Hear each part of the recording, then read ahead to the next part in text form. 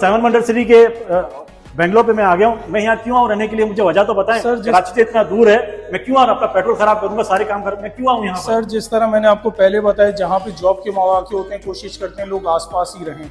तो कराची के बाद सबसे बड़ा इंडस्ट्रियल जोन है नूरियाबाद, जहाँ पे जॉब्स की अवेलेबिलिटी बहुत ज्यादा है। नूरियाबाद में तो जॉब ही जॉब है भाई।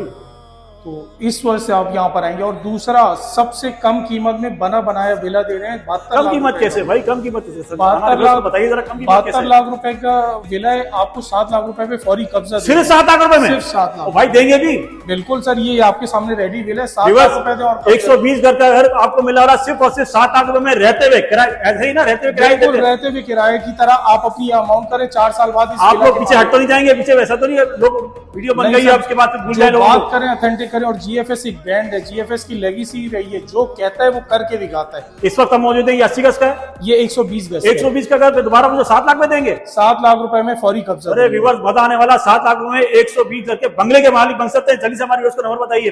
0345333411। व्यूअर्स, इस अपॉर्चुनिटी को बिल्कुल मिस मत कीजिएगा। हम लोग इस वक्त बहुत बेहतरीन जगह मौजूद हैं।